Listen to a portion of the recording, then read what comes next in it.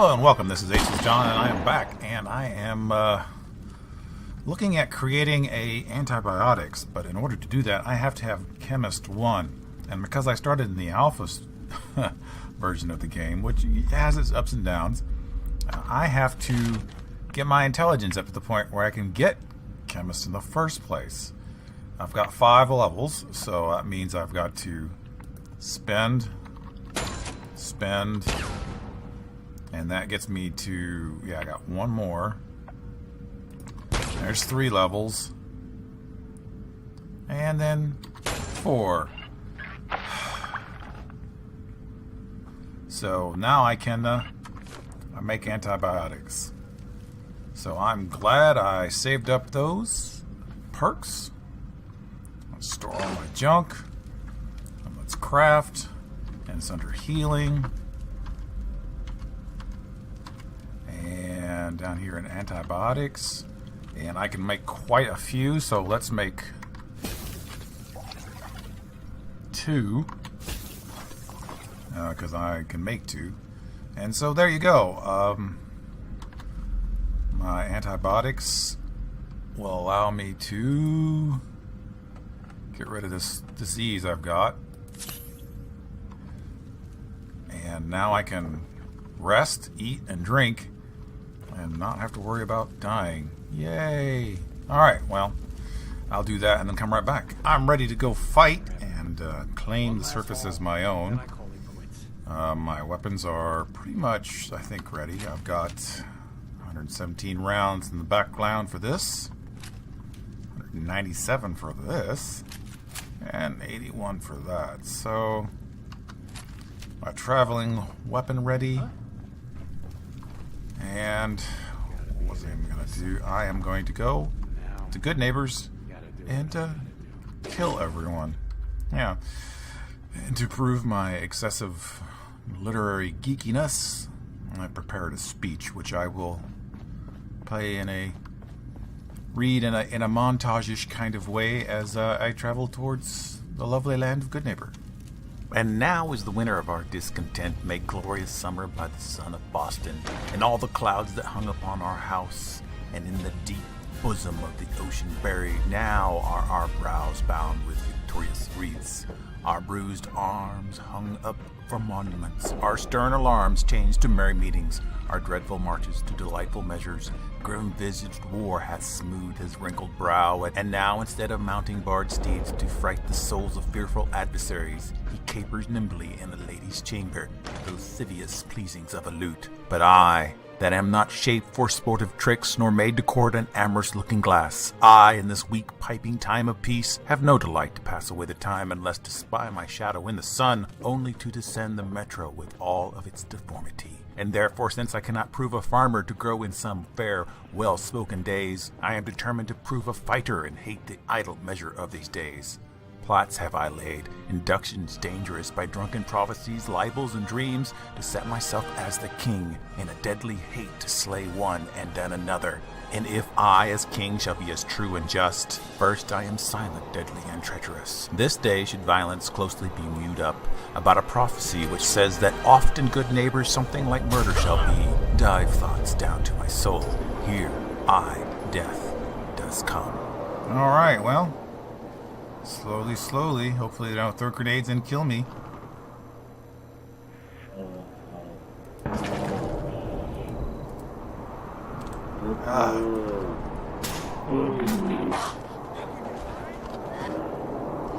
No, I was hoping I could, but boom!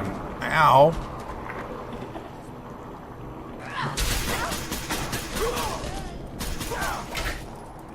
Ah! Come on, don't die. Oh! Jeez!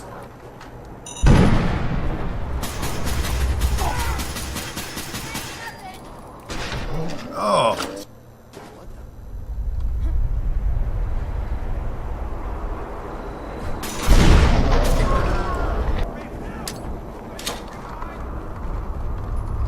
I switch over.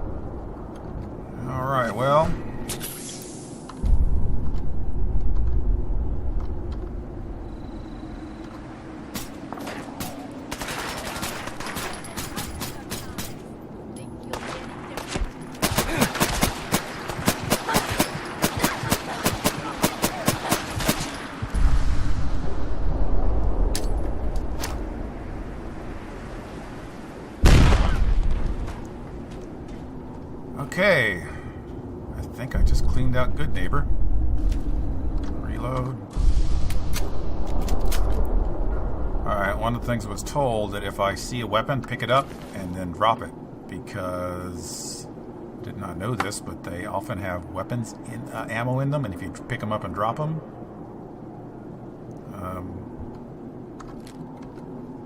you get the ammo out of them. Well, I mean, it wasn't the first time I did it, so I had to try it a couple of different ways, but looks like I successfully completed the slaughter of everybody in. So I'm going to run around here, see if I find anything cool on the outside, and I'll. Whoa!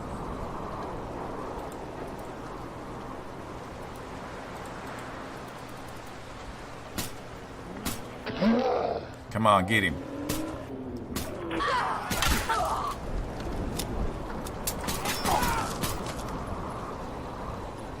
Three more dead. Okay, upstairs in the warehouse, you will find schematics. You have to steal them, so yeah, that does not bother me. But right up here in the office, here on the map, in the warehouse, you'll find these schematics, which is pretty cool. And if you're wondering where the warehouse was, it's when you come out of the third rail building. It's got this little thing right here. This is the warehouse. See, it's 4 stories tall, and the second story is that schematic. Alright, in the warehouse, I didn't really find anything else of any absolute value. There's a little bit of food in the third and I guess second or the top 2 floors, including a little sleeping area right here with a mattress you can sleep in. There's a steamer trunk. For those of you who like cats, there are a couple little cat things up here in the corner, so that's special. So yeah, well worth the visit, but not something that I'd write home about. It is a schematic, but it is one of the least overwhelming schematics that I've found so far. So, alright, cool. So we'll go back down and try this at another location. Alright, back here in the alley is Bobby's place. There wasn't anything in there. Some minor scrap. Noticeable amount of aluminum. But that's back the next building to your left if you follow all around the warehouse. So, farther in and farther up. Alright, well, Green Door warehouse has got about 10 bad guys inside of it. Good loot, but not anything outstanding. So just be aware of that. There's no schematic in there. So I'm continuing on. The old State House. It's very definitely worth exploring. There's about 12 bad guys in it and a lot of loot. It looks bigger on the outside than it is on the inside, just so you know. But yeah, it is. It's definitely worth exploring. There's not any schematics that I found, but there's a lot of really good loot, especially if you need food, because there's a lot of food in there. Alright, I think this is the last place I have to explore that's right off of here is the hotel. I was wrong. There is another warehouse, so I'll have to unlock this, go in there and explore it and see what's there, and then I'll do the hotel. Did find something here in the last warehouse that I'm exploring. If you go to the top story, it splits into 2 different groups, I think. This is the part you can get with stairs. Bunch of good loot here, but there's another schematic. Flamethrower trap. I'm also not terribly excited about that. It's worth a lot of money, but I don't really see it being worth a lot in a settlement. So anyway, but it's right here, and another cool thing you can find here at Goodneighbor's. Well, you get jumped pretty much as soon as you get in the hotel, but if you come over here to the immediately to the right when you go in, there's a live and love.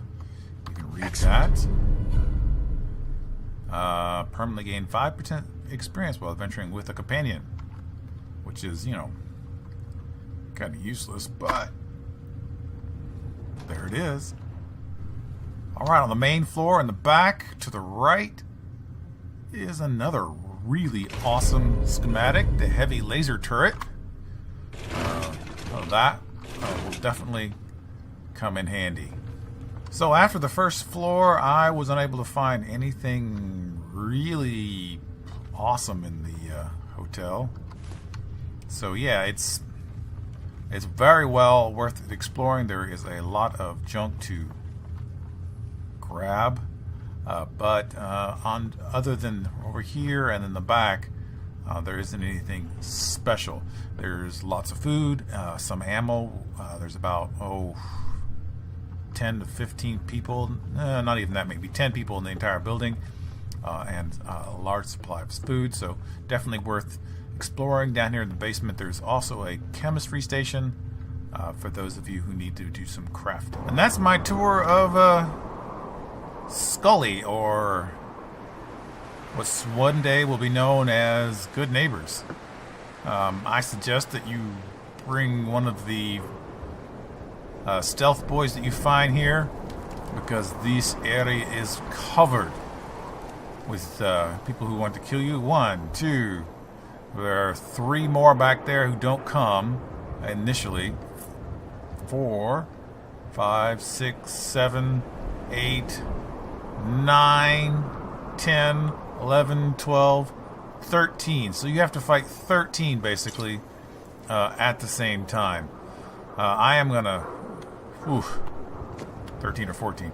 I am gonna try to do some other things, possibly find a place to set up a basic colony and see if that works.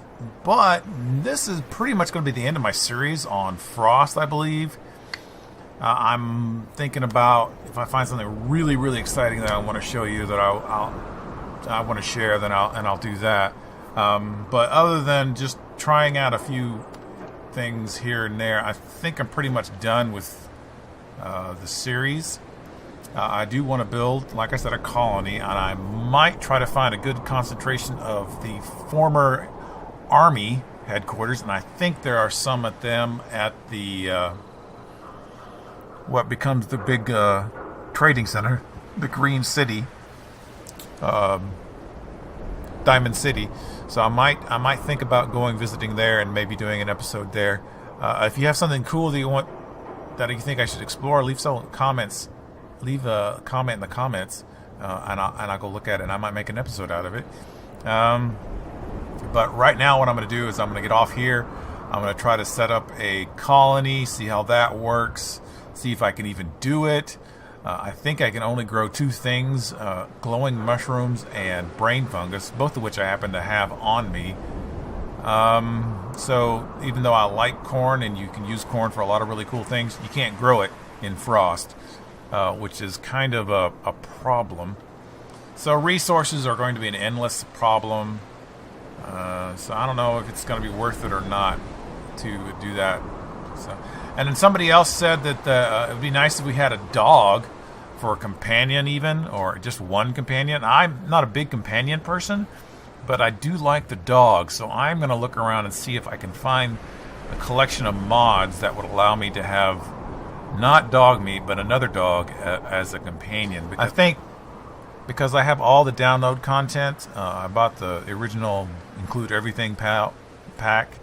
I think that I can get a mod that will allow me to capture a dog in the wild and then tame it to be my companion. And I don't know if it'll be a replacement for dog meat or if it actually serves as a companion. If it serves as a companion, I won't be really interested in that, because I have Lone Wanderer, which may actually not make any difference to people starting game, because it may have been removed from the game or something in its former self because of the massive amount of weight that you could carry with it, because I can't get it now. I got it initially because in the alpha it was definitely available, but one of my other mods may be messing that up anyway, so I'll have to check back with all my mods turned off and see whether or not if I can even get Lone Wanderer anymore with Frost, because initially you got an like 100-pound boost in weight, and 25% increase in damage in like the first 2 purchases, which is what I bought right off the bat. And that man, it may have been disabled with good reason by the modder. So I may be grandfather claused in. I just turned off all my mods except for Frost in the base game, and Lone Wanderer is indeed disenabled. Or it's made so you can't get it to level 50. Let's see what else has changed. Strong back. Looks like it is also changed. Hunter still instead of Aqua. So yeah, I guess I got in before you could do the Lone Wanderer, so my character is going to be unique. If you really want to get one Lone Wanderer, you're going to have to use the cheat commands to do that, because it no longer works. Alright, well, I've actually created a character and brought him into the world. He is inventory with a strength of 6. His capacity is 70. His perks, again, Lone Wanderer is definitely disabled. So you can no longer have a character like mine. So that would be a totally different game playing situation, which would make it much more conceivably, I guess, appealing to have a companion, because you just really can't carry anything with this. Even with a backpack, my backpack would give you, what, another 35 pounds, so you could carry a total of 100 to 105 pounds. So I mean, that's seems to be a lot more realistic than the 195 pounds that my guy carries around. So that makes more sense. But Hunter also does not work as of yet, because I have not got as of yet. I need to stop saying as of yet, don't I? As of yet, I have not gotten any meat off animals. So there it is. Thanks for joining me. I hope you've had a great time. This will probably be the last in the episodes of me actually going out and doing things. I might come back and do a quick report. I will come back and do a quick report on what works with the colony aspect of it, setting up and things of that nature, and I will use all mods for that. And well, thanks for joining me. I had a great time, and I hope you did too, and I'll see you around.